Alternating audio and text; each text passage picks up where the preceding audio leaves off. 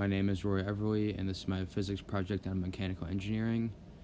How do engineers keep occupants safe within a car? Seatbelts plus headrests. The seatbelt keeps the person's body strapped to the car using a 3-point system. As you can see in this picture here, A, B1, and B2 on the left and right side of the person, and then one strap coming across the person's chest. Without the safety of the seatbelt, the person would be acted upon by Newton's first law, which is an object in motion wants to stay in motion. If a car was moving at 100 meters per second, the person would be thrown from their seat at the same rate of 100 meters per second. A headrest that fits will ensure the person's head will accelerate at the same rate of the torso. This ensures no whiplash to the neck area.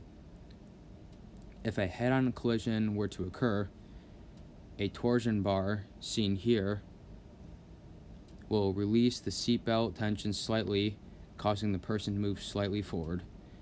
This will reduce the risk of internal body damage right around here during a crash. Airbags. Airbags work with many sensors within the car to make sure a crash actually happened and to reduce the amount of force experienced on the person.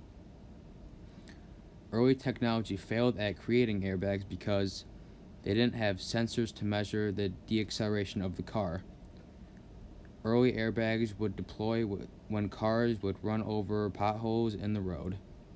To fix this problem, modern engineers implemented many sensors into a car to ensure no accidental deployments.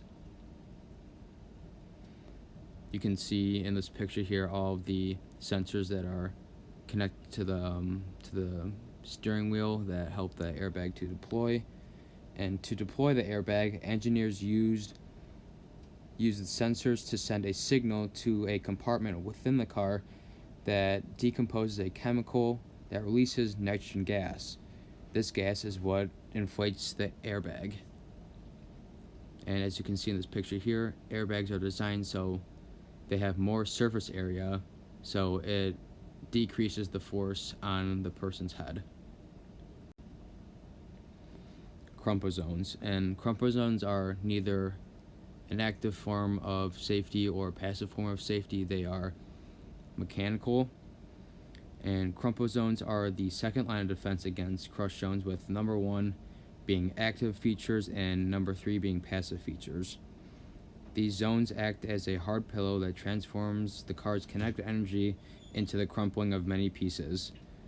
Lightweight plastics and composites are better for transferring this energy because they are designed to broom upon failure. If every car were made without composites, most of the force would be directed at the people within the car. A real-world example of a car company doing this is Dodge in 2000, when they saved 1.1 pounds per vehicle in their Dakota and Durango models.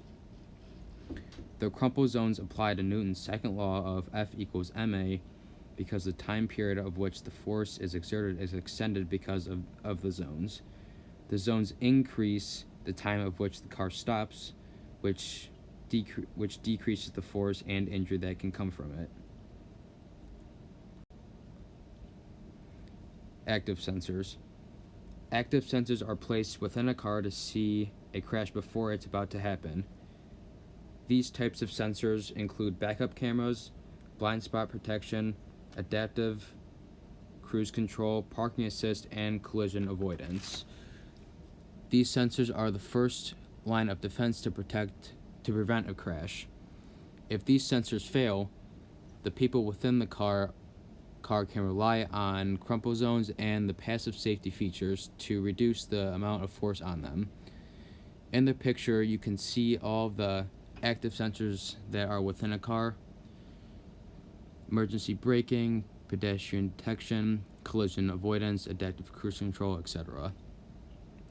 All of the sensors are a means to reduce the amount of crashes that happen. And the main idea of F equals ma. The main purpose of these features are to increase the time of which the force exerts itself. Doing this decreases the probability of injury while decreasing the actual force. this graph represents acceleration versus time of the pelvis. Acceleration on the y and time on the x. You can see on the graph that the pelvis had an acceleration during the crash, as you can see by this spike right here. If the vehicle did not have all the safety features I talked about, we would see a much higher spike in the graph, and the amplitude of the force would be higher on the person in the given amount of time. So instead of the graph looking like this, we'd see a much steeper spike. And therefore, because of these safety features, such as airbags and crumple zones, the human body will not sustain any injuries because of the increased time interval of which the force is exerted. And this is my citation page. Thank you.